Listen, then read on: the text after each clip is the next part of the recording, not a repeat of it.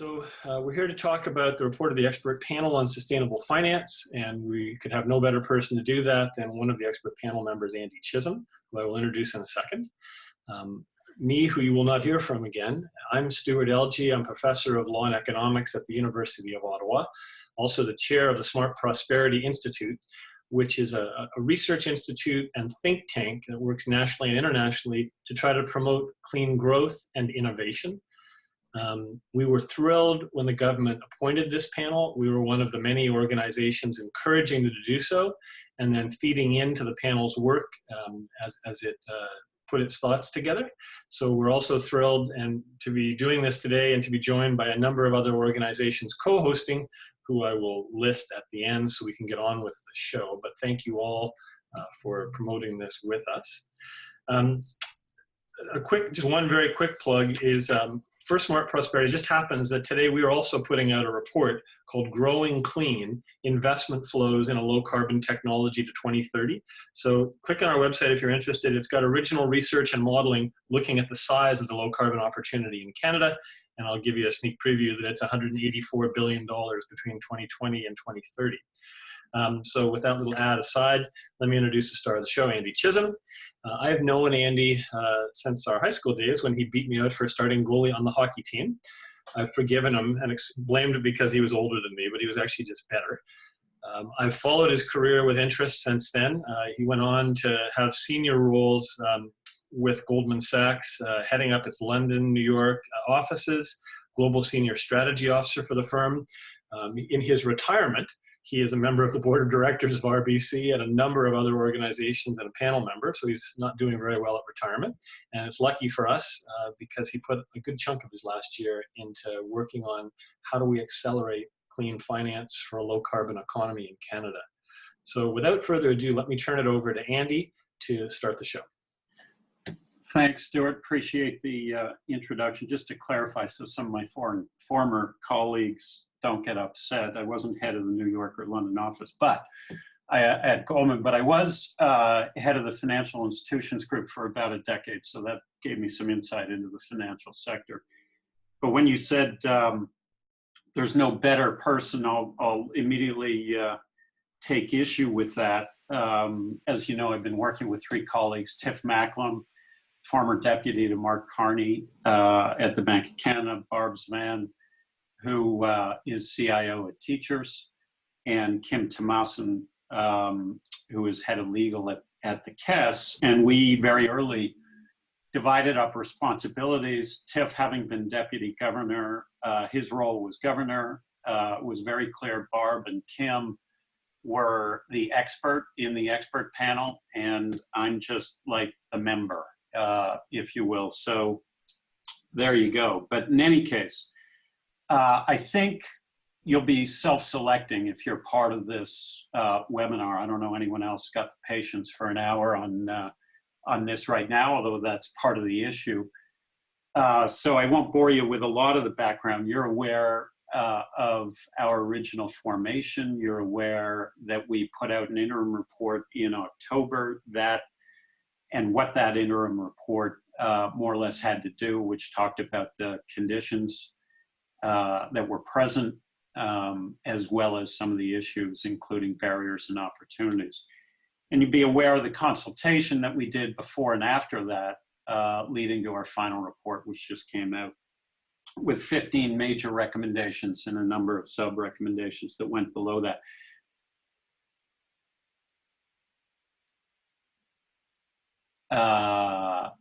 Good. I saw a message saying I was muted by the host. Guess I'm not doing so well so far. Maybe that's a signal to speed up. In any case, we hope that the interim and the final are read together.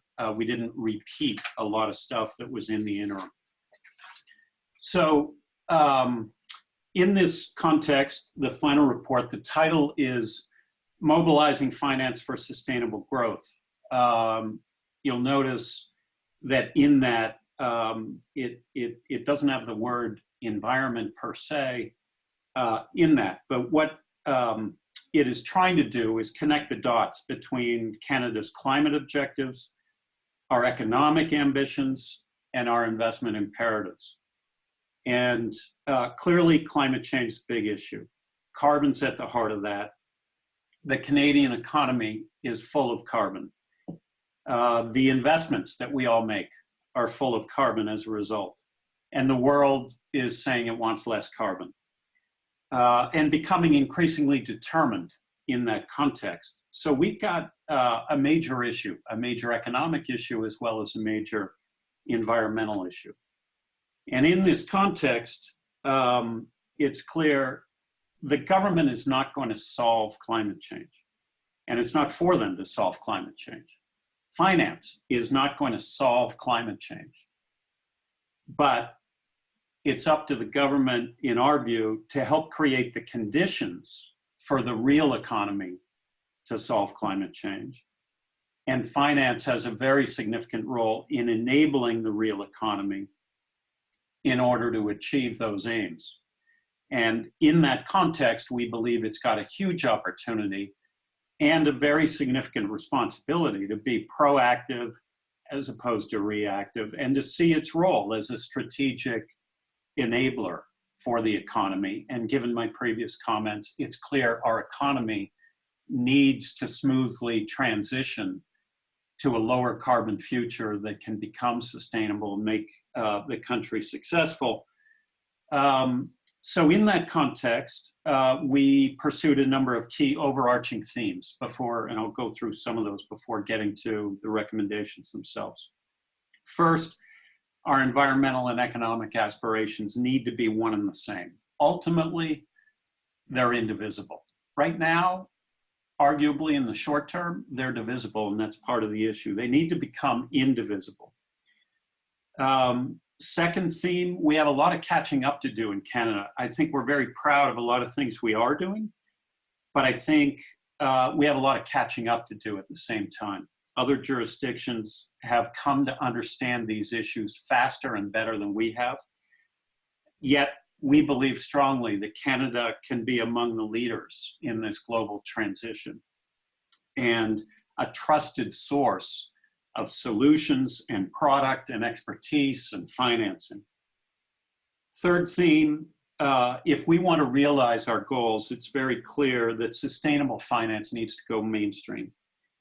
We need to be able to crowd in private sector finance, private sector money. The public sector has nowhere near the amount of funds that are going to be necessary to achieve these objectives.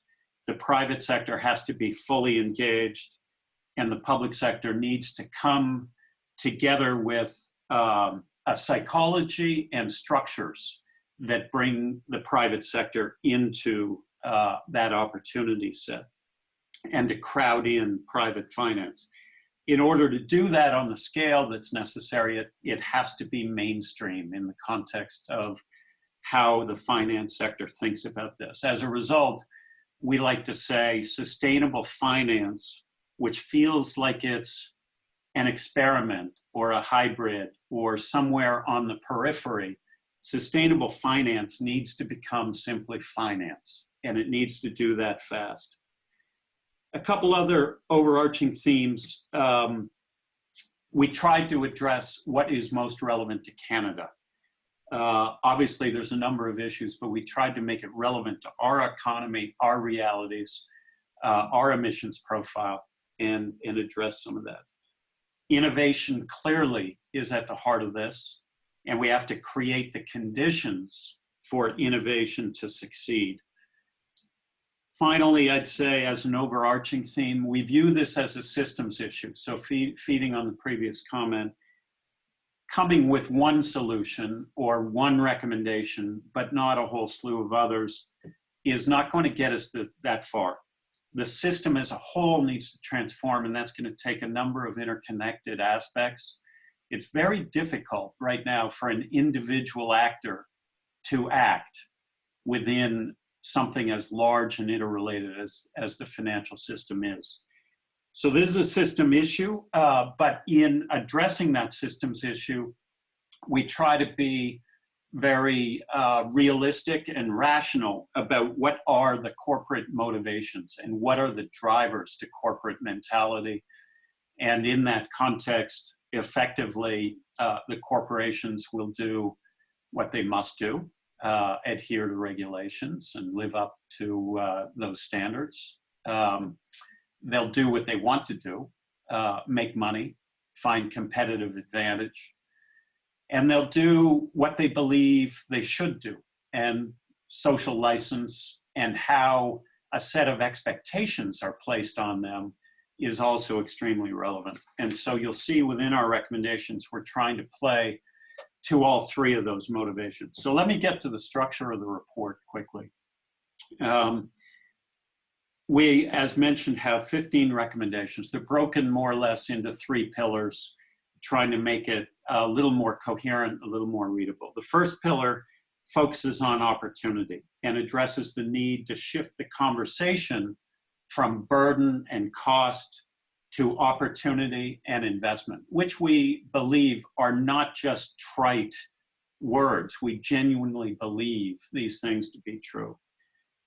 And so we talk about the responsibility to spell out the size and the scope and the horizon of opportunity for Canadian businesses, and to try to get households engaged in something that is often seen as distant for them. The second pillar has to do with foundations for market scale.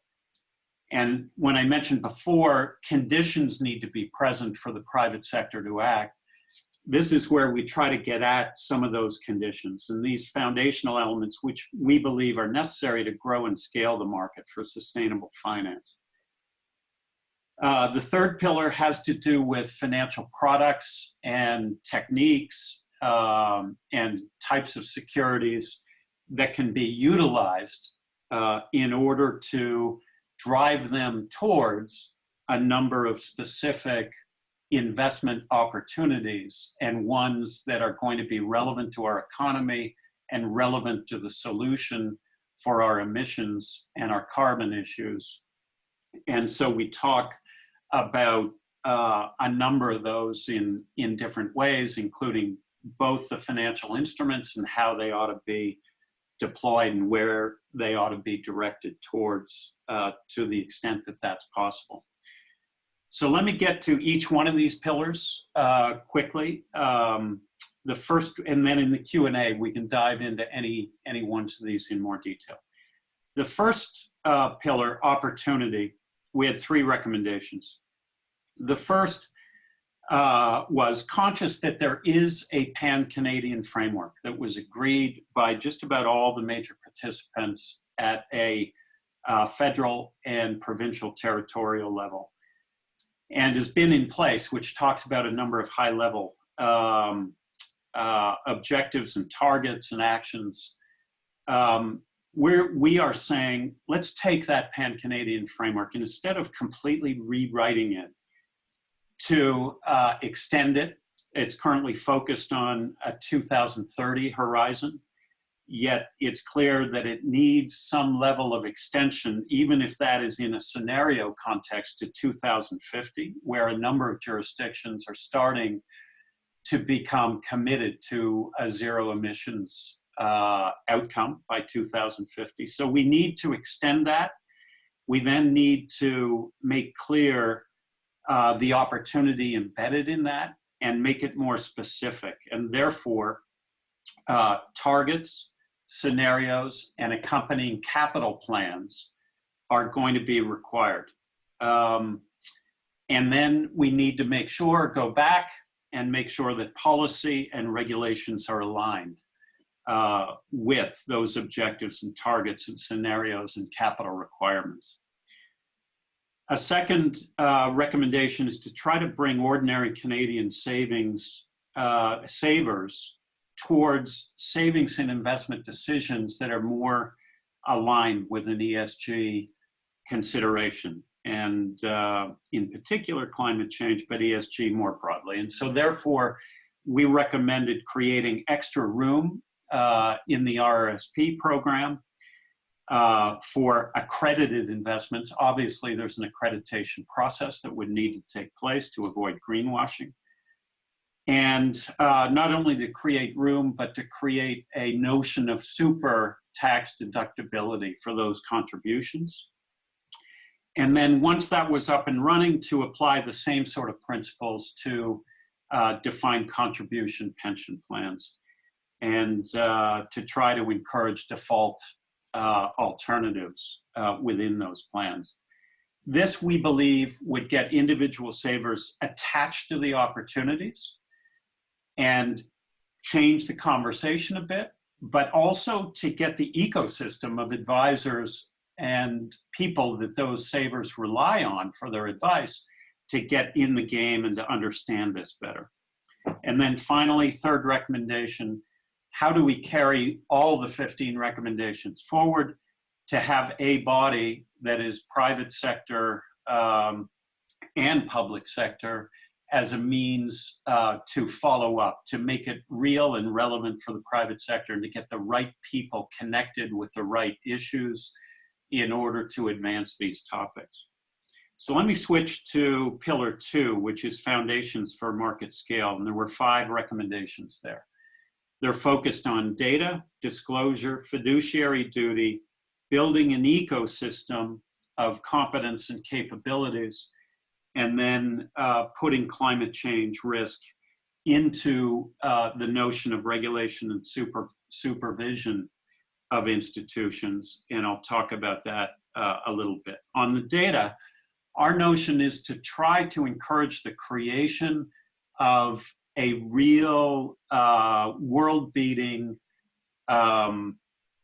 private and public governed body that can assimilate the best of climate knowledge that is available, together with practical private sector needs and use cases, and to translate that climate data into relevant, accessible, cheap decision-making information for financial purposes.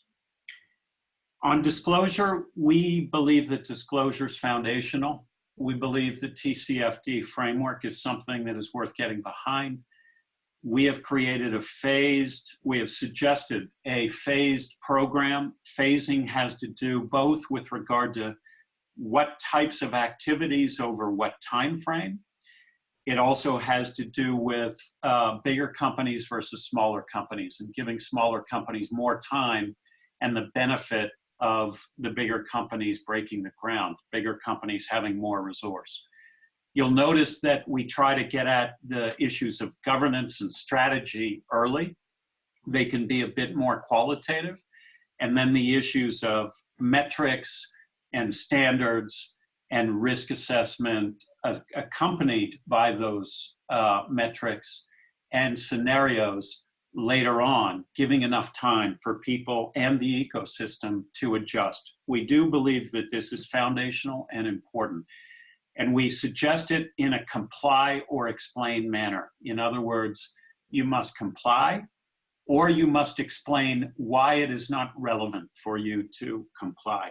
But you need to think about it, analyze it, and then decide it's not necessary for you in a significant manner.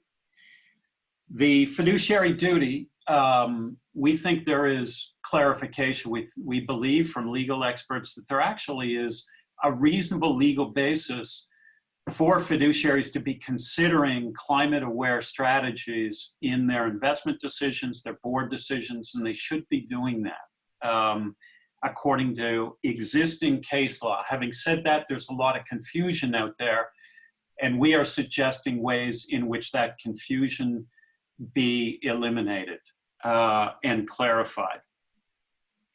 The ecosystem, it's a matter of supporting and pushing an elevation of these issues and understanding and an expertise amongst the auditing and legal and accounting and actuarial and data providers and on, the investment advisors.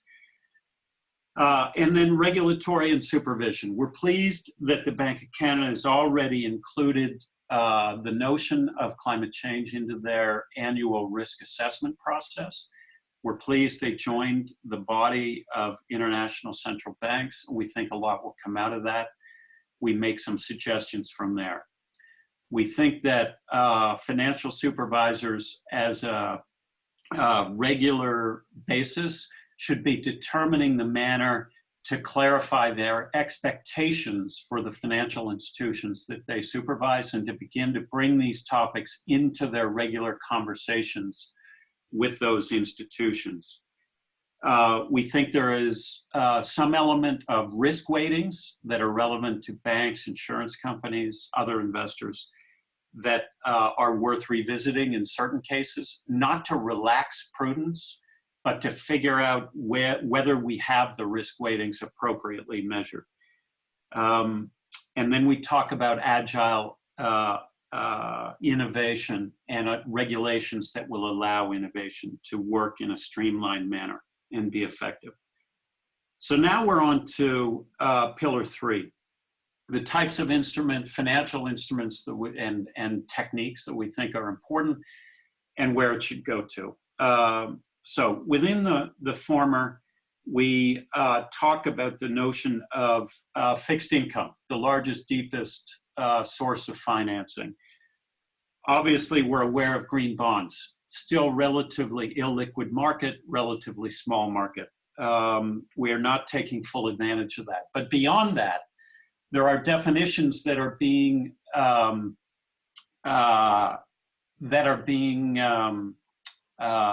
that are evolving in the context of those people who've gone before us, the Europeans in particular. And those taxonomies don't necessarily work ideally for Canada because they're focused on green, green, green by and large, although we think that we've had some influence in convincing them already to consider the broader context of carbon-intense industries that are in the process of becoming less carbon-intense. But it's on that we focus, which is how do you create taxonomies that can work in a Canadian context, ones that are green, pure green, and ones that focus on this notion of transition for more carbon-intense industries. We think it's important. That then leads to specific instruments, and we believe that a transition bond concept is something that can and should develop in Canada, and we make suggestions in that context. We then try to say it's important that we align our efforts with the international efforts. It's no good for us as a relatively small capital market to go on our own. But on the other hand, if things are not heading in the right direction internationally, we need to show the leadership and ultimately come up with things regarding taxonomy, definition, standards that will then work into the international process in some fashion. We then talk about asset management more broadly. And this gets to more the investment processes, the awareness and the actions and the sense of responsibility of those asset management players, and the notion of benchmarks and the drivers of benchmarks and indices with regard to benchmarks on an active basis and indices on a passive basis. And we also talk about the notion of shareholder engagement with companies.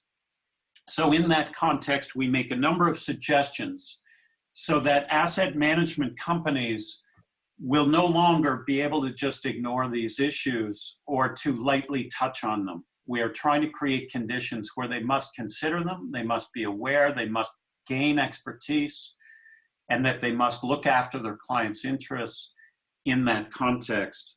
And then hopefully for benchmark technology to evolve so that investing can become more climate smart, and for the right sort of opportunities in a labeling context for investments in even passive funds for people to understand. A small stat, there's French analysts who've determined that the TSX 60 is equivalent to something greater than 4.5 degrees scenario when Paris is trying to keep to 2 degrees.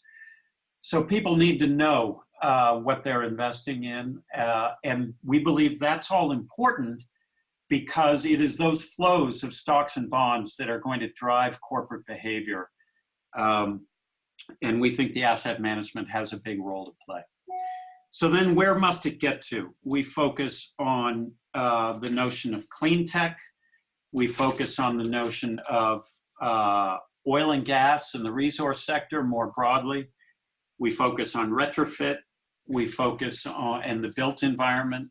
We focus on infrastructure, and we focused on electrification. Electrification because it feeds into transportation, the built environment, industrial processes, et cetera, et cetera. I'm beyond time and conscious of that. Maybe we can go into some of these more in Q&A, but let me just try to expand a little bit on a few of these. Clean tech, clearly we believe it's essential and cross-cutting. It's cross-cutting across sectors and industries. It's cross-cutting in terms of its impact on this whole solution set and critical to our achievement. Stuart and Smart Prosperity, among others, have done enormous amounts of work, good work, come up with a number of very credible suggestions. We're not trying to recreate those. We're trying to pick a number of them and amplify those. And in that context, we're focused on the notion of commercialization and scaling. We're focused on the notion of aligning regulations. We're focused on the notion of making it easier for providers of capital and users of capital to come together.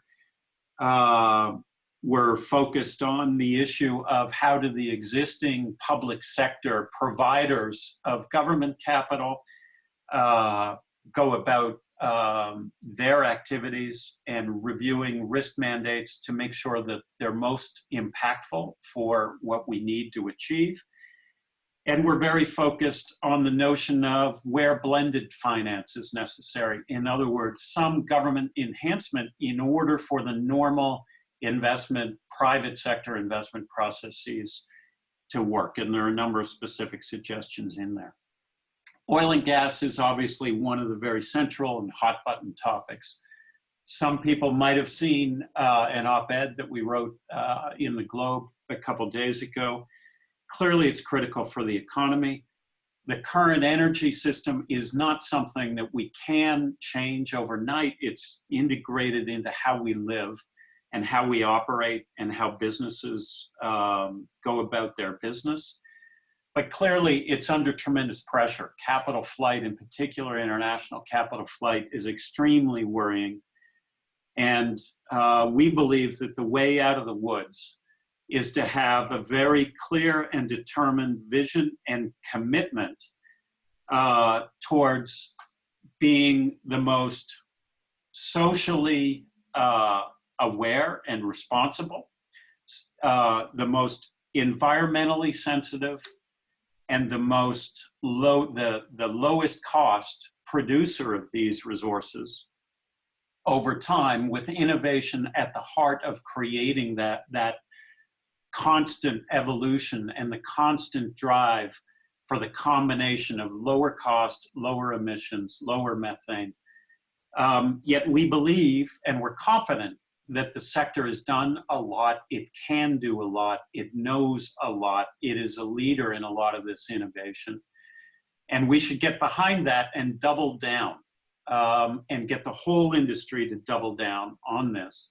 But in that context, beyond that vision and the commitment, the industry, we believe, should be focused on accepting the notion of transparency and disclosure as a means of retelling the story and rebranding the sector towards what I've just mentioned. Of course, market access in that context would be necessary for product to flow, in part to create the cash flow to invest, and in part simply because it will make less sense for that determined strategy that I talked about before. So let me, there's more detail, but let me move on. The notion of infrastructure and electrification. Infrastructure, one thing I might say is the combination of adaptation together with mitigation is critical. We think of one or the other. Infrastructure must adapt to the realities of climate change. But while we're doing it, we should be thinking about the role of procurement of products, the utilization of clean tech, the materials that are used, the processes that are used, the notion of sensoring and other modern techniques to enhance the viability and to lessen the cost. We believe that the notion of insurability and utilizing the latest data and science in analyzing best decision-making is critical.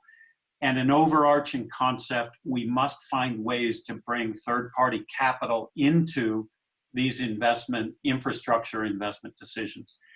The infrastructure bank obviously is a fantastic opportunity, fantastic start. Having said that, it's still young. Having said that, the amount of capital dedicated within that umbrella is still relatively small in the context of overall needs. Retrofit, we believe, is also a really critical issue. The built environment represents a big part of the overall emissions profile. We come up with a lot of suggestions in how we can kickstart a retrofit lending market. It seems a little bit odd that we have a mortgage market, we have a consumer finance market, and yet a retrofit lending market doesn't seem to be forthcoming. So we're trying to break down the barriers. Part of that is building labeling and benchmarking and public awareness. Part of that has to do with blended finance techniques to ensure risk and return comes into place. Part of that has to do with the right bodies, just breaking the ice and showing how this can be done, and the government using its own portfolio of real estate to try to help standardize processes for the private sector to then follow. Again, many other recommendations from there. But let me stop it there. Again, I've gone way too far, but I will conclude by saying it's important that everybody feels that they have a role to play.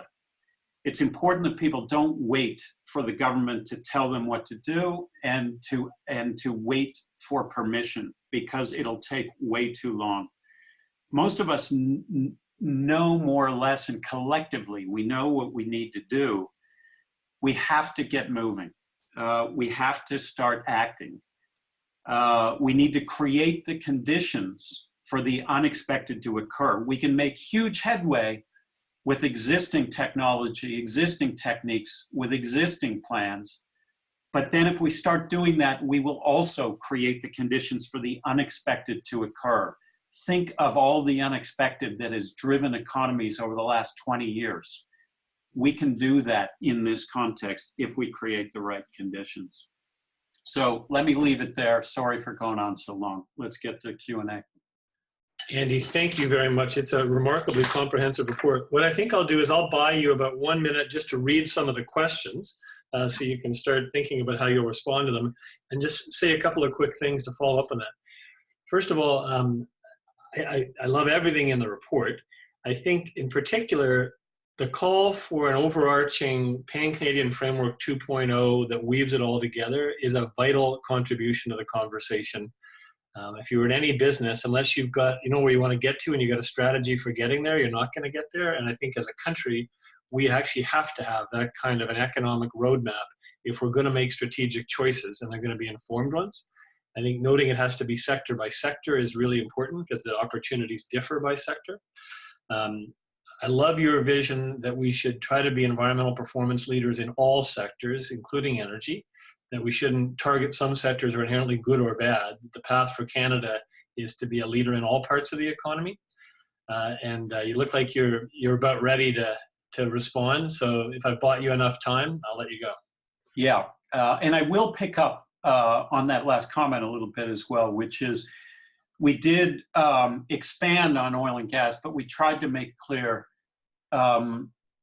that is relevant to all sectors. If we can be an energy leader going forward, an ag leader, a real estate leader, et cetera, things that we know really well, and as a means of building competitive advantage, we find a way through innovation and investment to bring together this notion of environmental sustainability, social responsibility, and low cost, I think we can significantly expand our piece of the pie and our importance in the world and create a better outcome for our economy. And that's at the heart of many of these things. Okay, just to note to people out there, type in questions in the Q&A section if you want. Yeah. So one of the questions, reports suggest Canada's headed to a 4-degree scenario, and it's going to be hit the hardest, making damage repair irreparable. Canada's not ready even to apply 2-degree stress testing. So how long will it take? I don't know how long it's going to take, but you're right. We're already at 1.7 degrees. I think we all heard about that study. The North is significantly more than that. And why is the North relevant? It's relevant because, first of all, a number of people live there. It's also relevant because we have important activities in terms of resource and other activities that are taking place. And in that context, if Paris, we understand from what the scientists have written, if Paris does keep to 2 degrees, we should expect to be at 4, and the North at double that. So we're more exposed than most. We need to create an urgency around this. Think of the implications on our infrastructure. We need to create an urgency to this. So in the existing scenario, we have to assume there's more fires, we've seen it, more floods, we've seen it, train tracks warping, disrupting service, we've seen it, supply chains getting disrupted, we've seen it.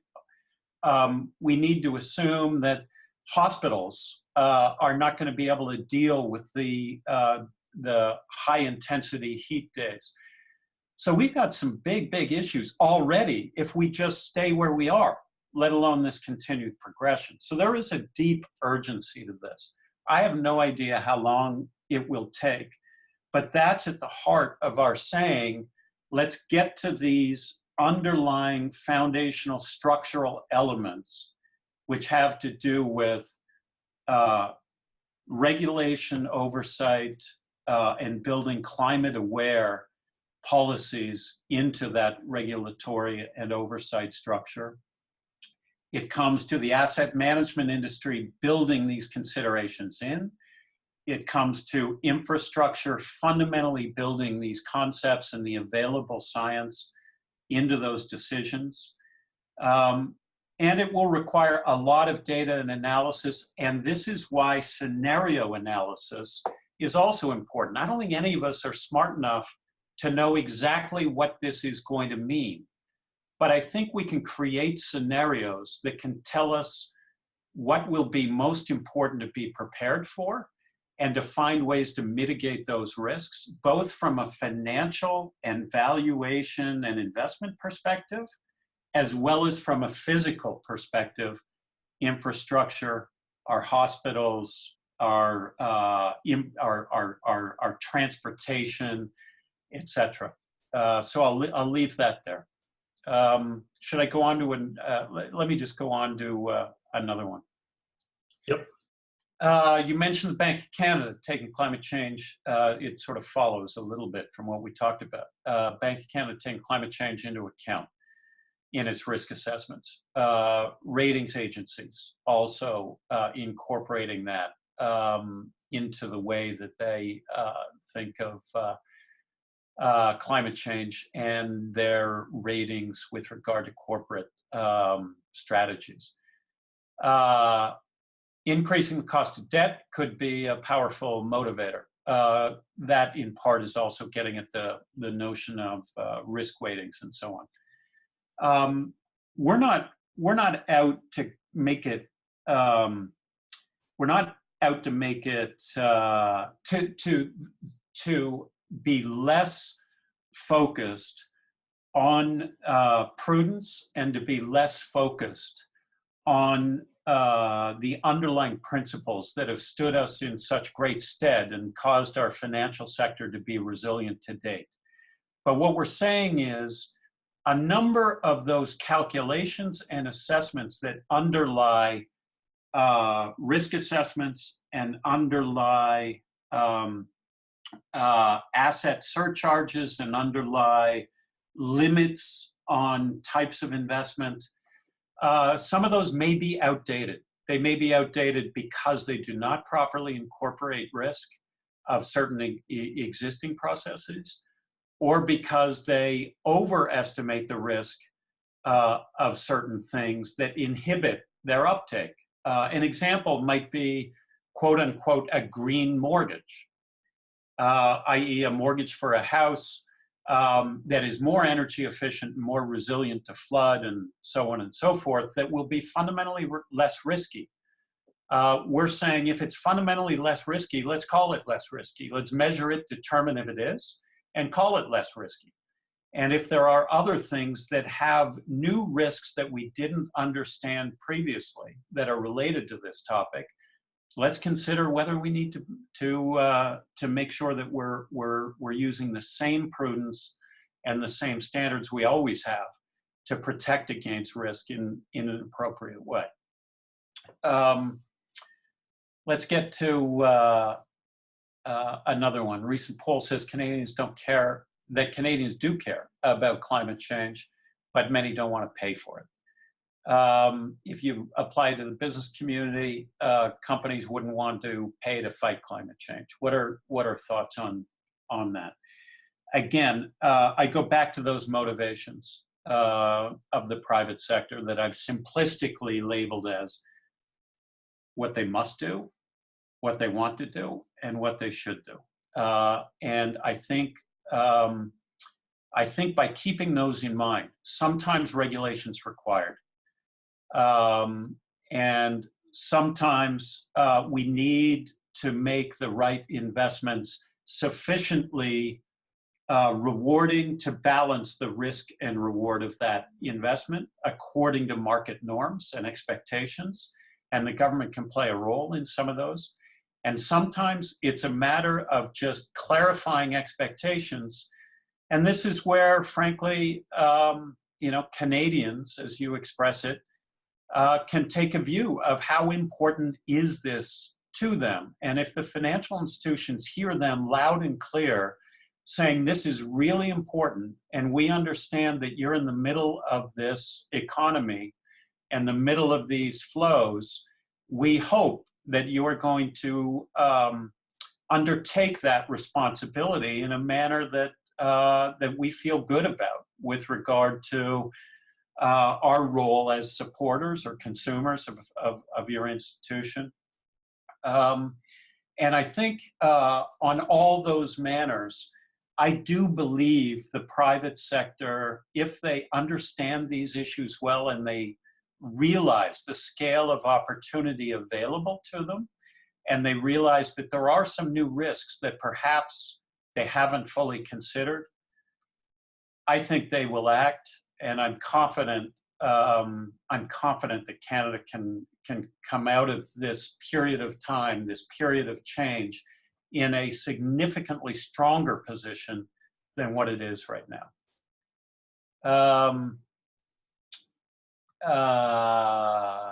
What can researchers or academics do to help governments or businesses make the transition? What are significant focus areas and research questions that you see as a need to be urgently addressed? I think it's a really good question. I feel that the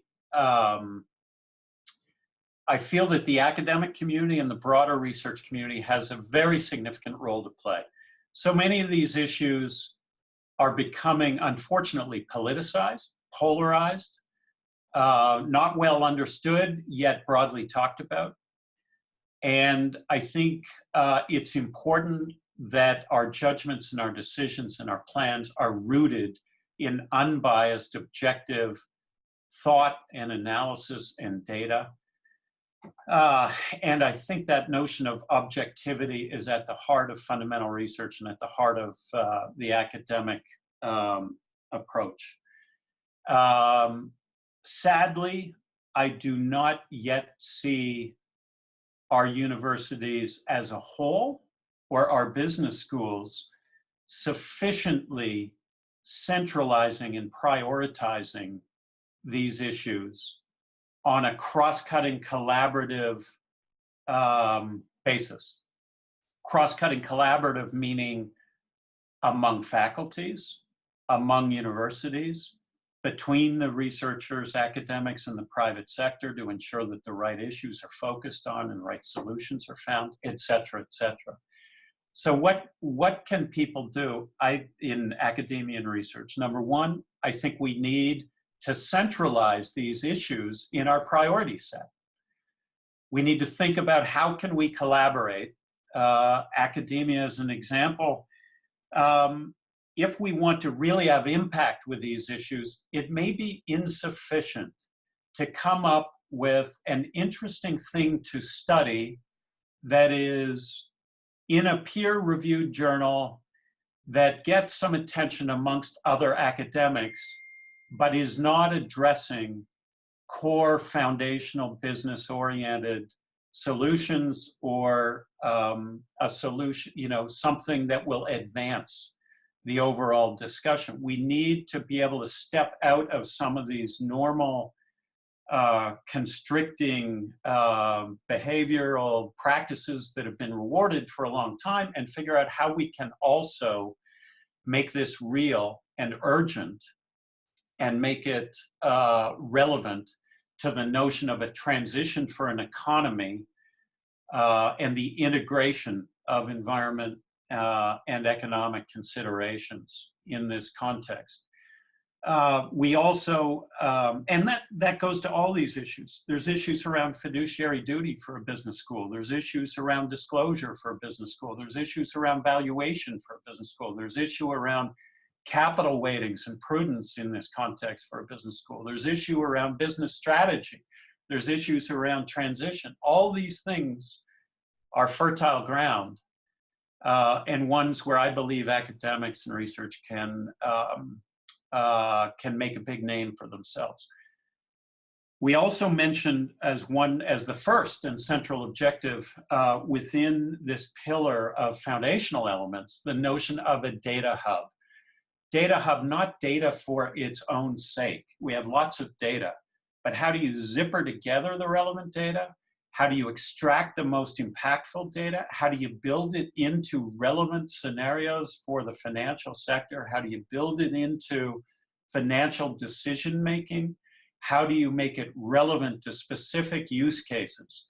Writing a mortgage, insuring a property, investing in a particular sector. So it's those types of concepts that I would encourage the research community and the academic community to consider. And I think their role is exceedingly important. I understand rigor, time frames, they're extended, but this is really urgent. We have to figure out how we can accelerate a number of these things. Let me talk about the TCFD question.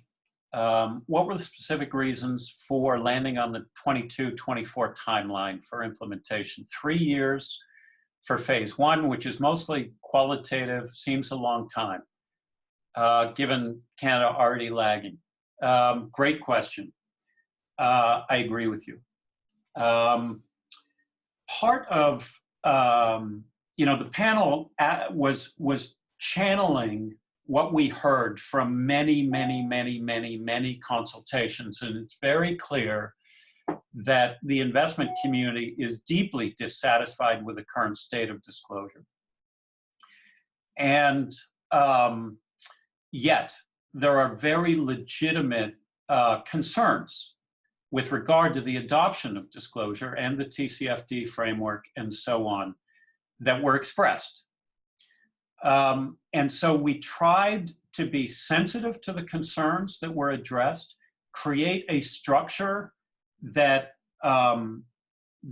tried to deal with those concerns in an appropriate manner, yet to ensure that those concerns did not become a barrier to implementation overall. Our hope And I admit hope is not a great strategy. But our hope, and it comes down to my personal experience, is that it will be similar to what we saw in part in the financial community post-crisis, which was there were a set of new targets that were established for capital and liquidity, et cetera, et cetera, et cetera. And there were new standards of disclosure that accompanied that. And these had sort of long dated horizons associated with them. And once the framework was out there and the targets were clear and the expectations were clear, then the companies themselves and those that advised them and helped them had clear in their mind what they had to do. And at that point, once they had clear in their mind what they had to do, they got started. And once they got started, then the capital markets practices could start to act. And what I mean by that is investors would go to Bank A and they would say, okay, we've seen the targets, we've seen your new disclosures, you're telling us you're going to be compliant fully by 2021. That's 7 years away. You're telling us that you're going to be there, but we're not seeing as much in your disclosures just yet. And we're not seeing a plan as to how you're going to get there. We were just over at Bank B, and they committed that they were going to get there by 2019. And they had a plan, and they were starting to give us some of these metrics that we need. And they told us when we would be able to get more. We're feeling a little more confident about Bank B. And so we're going to weight that investment more highly. And until you start demonstrating a bit more, giving us some more confidence, we're going to underweight Bank A. That caused behavior to shift. And we believe in this context, there may be some parallels in this context. So as a result, our notion is let's get started. Let's make it clear where we need to get to. That will galvanize the system, and then the capital markets can apply an even greater discipline on those companies. And timeframes, our guess is timeframes will start to become more accelerated. We also, by the way, know that this is likely to be painful for certain sectors more than others, partly because the news isn't all good news. But in that context, we're taking the view that the presumption right now in some of those sectors is to the negative, increasingly amongst international investors. And therefore, it is in our self-interest and longer-term survival to simply embrace this notion, understand that's where we need to get to, and to start to be able to tell the story. If we simply tell the story in platitudes or one-off examples, people are not going to be confident, and people are going to remain with a presumption of the negative. If we provide more comprehensive reporting and commitments, then I think the investment community starts to take a different view, and we start getting the capital to flow to support these transition objectives and strategies. So Stuart, I don't know how we're doing. Should I keep going, or how we doing? Well, it looks like we're keeping our audience online. So if you have a couple more minutes, I'd say maybe do one or at most two questions, and then people can see if maybe you can skim them after we're done and see if any of interest to you to follow up on. Do you have time for a couple of minutes, or do you want to? I got time for a couple of minutes. Yeah. Let me take one here. This is all just sort of random. The fact that Bank of Canada acknowledged climate risk as an important factor in their financial system review, how does that percolate further down the finance sector? And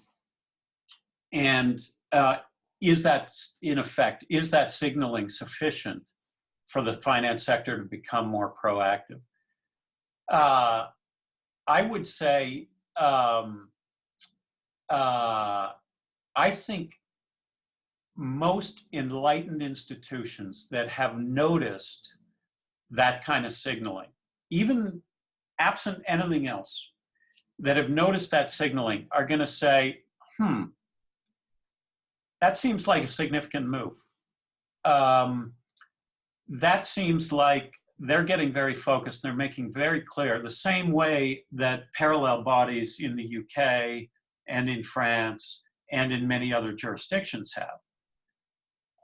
That tells me that, yeah, we really need to start thinking about this. And so it causes a finance director to start to say, well, let's go back and review, how are we exactly incorporating climate aware kind of knowledge and concepts into our risk thinking? IFRS 9, the accounting standard, the new accounting standard that deals with provisioning and the life of loan sort of concept. You know, if the bank account is getting focused on this, what am I going to tell them about how we're incorporating these sort of climate aware understandings into how we're doing IFRS 9? And if they don't have a good idea from their teams, and if they don't have a good, clear idea in their mind, I think they're going to start to feel more insecure, and they're going to accelerate some of that work within their organizations. So even as a signaling mechanism, I believe it's going to be significant. Beyond that, I would expect that the more the Bank of Canada gains an appreciation into these, they are then going to start to take a view of, well, how should we build this into stress testing? How should we think about measuring certain things more accurately? How should we think about the kind of questions that we ask? How do we build this into other layers of the financial regulatory process that impact systemic risk that we're responsible for, so that we have confidence that that dialogue between the relevant regulator and the financial system participant, that that conversation is on the right sort of footing, and that the right types of things are being discussed and the right activities are taking place. And I would guess that it will lead to more and more and more specificity over time. But I believe it to be a very significant signaling, and I believe it will lead to more. Let me. Andy, let's make this one the last one. Okay. Well, let me deal with just an immediate next question and a short one. How long would it take for the C3IA to come into being? That's the data. We dubbed it the C3IA because the words were just too long. Let me just recap on what our vision was, and the question is, how long would it take for it to come into being? The vision was that the private sector, banks, insurance companies, investors, are all individually starting to get much more focused on how to get the right data, how to analyze the data, how to make it robust, how to find the available climate science, extract the relevance from that climate science, and apply it to specific use cases within a financial system. The public sector has masses of information: environment and climate change, StatsCan, regional hubs, sectoral information. It's enormous, the information that is available. So how do you use public sector knowledge, some public sector techniques and availability of data, together with private sector techniques, urgency, data science, understandings about governance of data, understandings about how to zipper things together between different sources to make it relevant, how to synthesize it to the most important elements, how to think about creating scenario planning. And so private sector financial actors working together with some of the owners of that existing climate data, we could create a really world-beating data hub that could be very useful, very practical, and create a low-cost, reliable, consistent source of relevant information so that these requirements of disclosure, these requirements of scenario planning, these policy decisions around risk weightings, et cetera, the notion of creating sectoral plans for transition, that they can be built more easily, faster, cheaper, and with less variability with regard to points of view. We all know we're heading into an election. We all know as a result, we should not expect that there's going to be government leadership. I'd be thrilled if there was, but let's not expect there's going to be government leadership on this in the near term. That does not stop the bigger, more enlightened private sector actors coming together already and starting to think about this. How can we do it? How would we govern it? What would we need from government? What can we provide ourselves? How can we fund this? If government gives us X, would we give Y? Would we give money? Would we give our data scientists? Would we give some of our information? How would we anonymize that information to make it applicable? These are things people can start working on right now. So I don't know how long it'll take, but let's not wait for government. Let's start as a private sector and civil society and other research and academia to start coming together to figure out how can we do this, and let's get a plan so it makes it easier for whatever government is in place to simply say, yep, I'm in. You've told me what I need to do, let's go. Thanks, Andy. This has been incredible. I see we've still got more than 100 people online, so clearly your discussion is of great interest. I'd like to end with one positive, optimistic note, which is one thing that I disagreed with in the whole report was that it said that there's limited federal levers for mandating financial disclosure. And I'll put my constitutional law hat on and say that as of 2018, when the Supreme Court of Canada had the Pan-Canadian Securities Reference, what they said was that the specific role for the federal government in securities regulation was to regulate systemic risk. That was the one part the feds could do with this new federal regulator they're going to create. And so it strikes me that this is the poster child for systemic risk. And it would be a great example of something this new federal securities regulation could take on and should as its first initiative. So that's my one positive, constructive criticism.